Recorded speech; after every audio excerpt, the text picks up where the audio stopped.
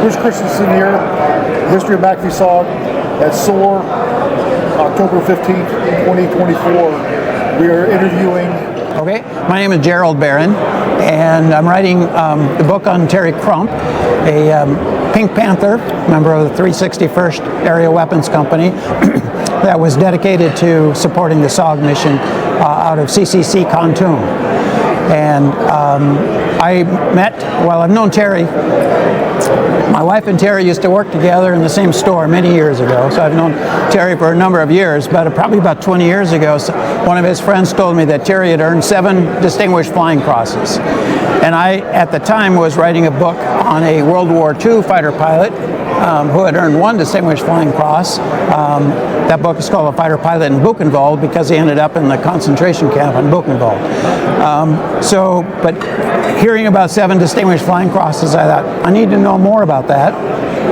So actually it was last summer, I think, I ran into Terry, and I had heard Terry wasn't all that interested in telling his story. So I asked him, and he said, yeah, I'd be willing to talk about it. And so that's why we're here. So the book is called It Was My Turn.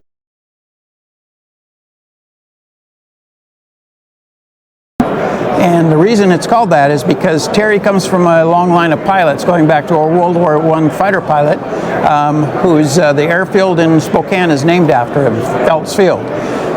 Terry's dad, Wild Bill Crump, is very well known if you go to the internet because he was a P-47 and P-51 pilot with 77 combat missions in World War II, but he adopted a pet coyote who flew with him on 5 combat missions over Europe. The coyote's name was Jeep, so that's in the story as well. But it's really about Terry and his flying career through training, and then flying with the Pink Panthers and supporting the SOG missions. It's also about Woodard, who flew with Terry, and Woody's been extremely helpful in getting information about it.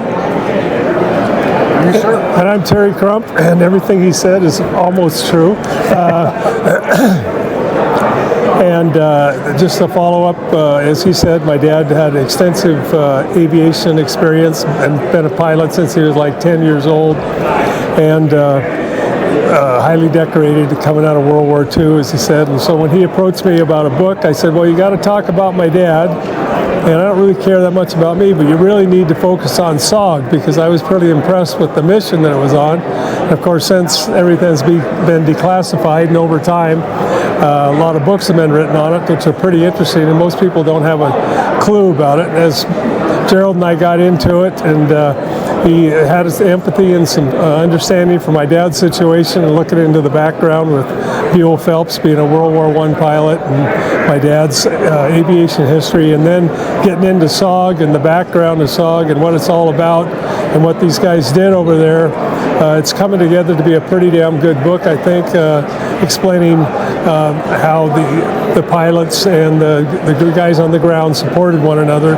And I'm just pretty happy that I could be part of it. And I think Gerald's doing a hell of a good job with the helps of people like Woodard that's got a little bit better understanding and more history of what's gone on. And coming to this operations reunion here and meeting up with some of the other authors and the guys that have written some books and who are SOG participants, I think the whole book is coming together very nicely.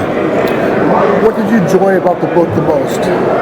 I think the fact that he's integrating not only what went on the ground, but what went on in the air, because I think most of the books that I've written, or I've read, I should say, they give you a pretty good understanding of what went on the ground, but not necessarily what was going on in the air. Now, to the exception to that would be Tailwind, but that was written from a pilot standpoint, and so I think that he's doing a better job of giving a total picture of the aviation side of thing, as well as what was going on the ground, and then integrating what was going on politically, especially with what was happening with some of our missions being compromised, with what was going on with the Paris Peace Accords, and the fact that there was a mole in Saigon, that some of our missions were compromised. And we've integrated some guys who, other Vietnam guys, one of them was on a B-52, so he had some pretty good understanding of what they were dropping on a daily basis, and how many tons of bombs, and what their format was, and the type of bombs that they changed as they got further into the war, and went from a bomb that created a huge amount of damage to cluster bombs and bombs that actually went and compacted the earth, so it made it harder for the NBA to upgrade the Ho Chi Minh Trail. Now, whether it slowed them down or not, I don't know, but I think the total amount of information based on other people, their understandings of the war and what their involvement was, I think that's coming together as, rather than just being twofold, there's a lot of other variables coming into it, feedback about what was happening. How many combat missions did you fly? I think it's a little over 100. I don't remember. About 300 combat missions. You had over 700 combat hours. Yeah. And I thought it was like, I don't know. Yeah. I was there were a lot. There was a lot. We flew every day. Well, if you figure 700 combat hours in a one-year tour, it's a lot of flying. And an awful lot of those missions were hot. So, was it one Cobra, slick, and gunship, or did you have multiple Cobras? There were 4 Cobras, 2 high, 2 low, and then we generally had 6 slicks, I think it was. 5 slicks. So we had a couple that were carrying the troops, and you had some backups to support if anybody went down, either the Cobras or the other. Yeah. So. Yeah. What did you enjoy most about writing your book? Well, obviously getting to know Terry and learning more about, missions and what he did. And one thing Terry said I think is really important. There's so many books coming out about SOG, and it's great because, it wasn't known until, 20 years or so ago. But there's relatively little written about, the air aspect of it. A lot of it about the Huey pilots, the slicks and things like that. So I think this kind of, fills a void a little bit. SOG site, for example, you guys, what wonderful website, has lots of great information, including stuff that I've been able to use in this story.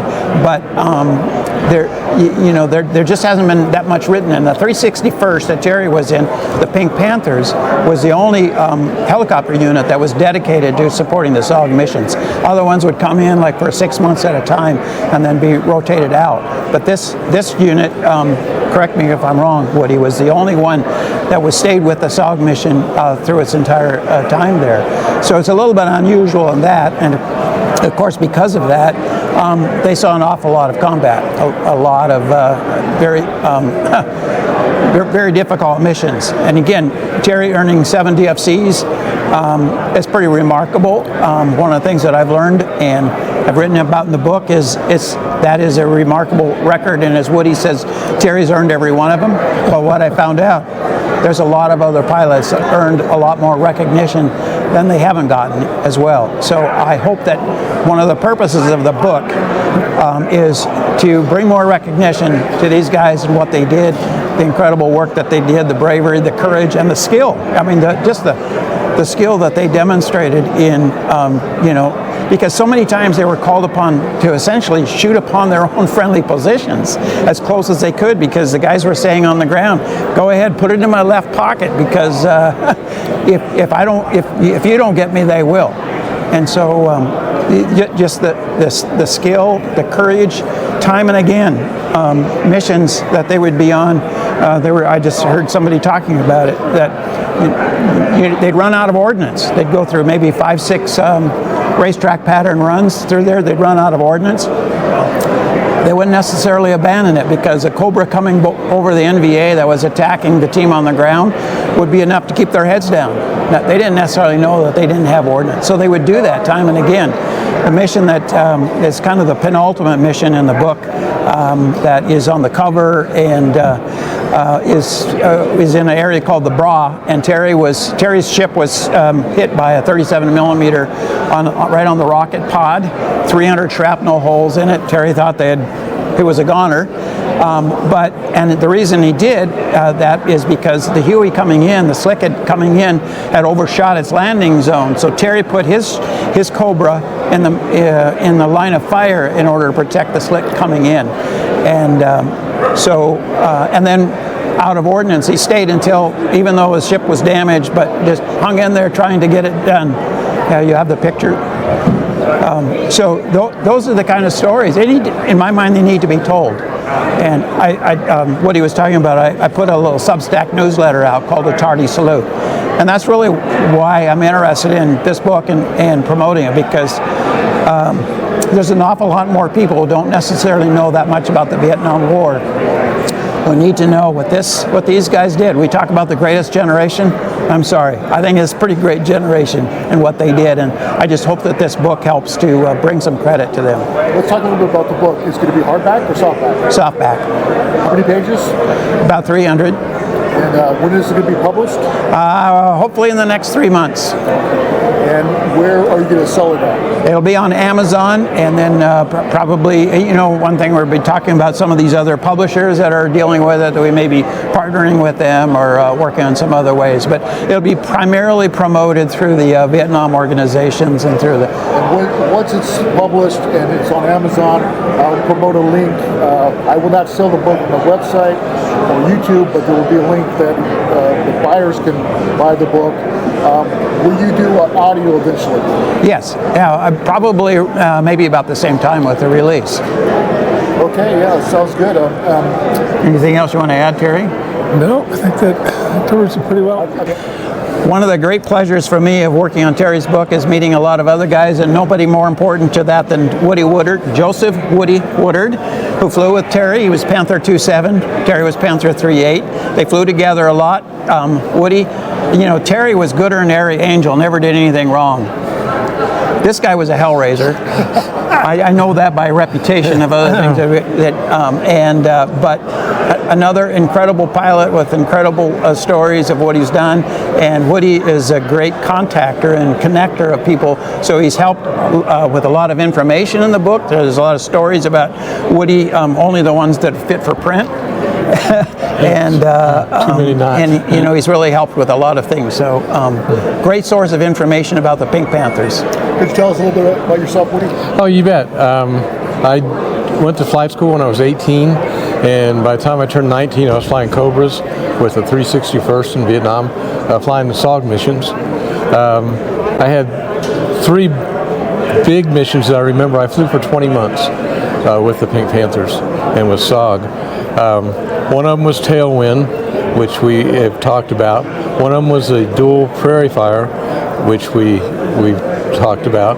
And one was the last Halo jump in Vietnam by a SOG team.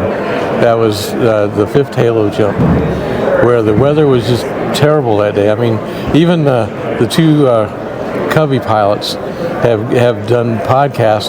So that's the worst weather they've ever flown in Vietnam. Was that Laos or Cambodia? Pardon? Which country was that? It was in Vietnam, actually. Oh, it's Vietnam. Yeah, they this was after we stopped doing a lot of stuff in Laos. This was in the Ia Drang Valley, the northern part of the Ia Drang Valley, and it was RT Washington, and they jumped in at night at about 1 o'clock in the morning. The weather was just terrible, and they got separated. So some of them were in bomb craters, some of them were along trails, things like that, and they made contact with the enemy right off the bat, right at sunrise, is it when they made their first contact. And so the Covey had been out there, but he couldn't call in air support because of the weather, the low cloud. They couldn't call in fast movers, they couldn't call us in. And then John Plaster had went back to Pleiku Air Force Base to get an M16, and he was going to fire out of the O2, fire out of the window to try to help support the team break contact and stuff.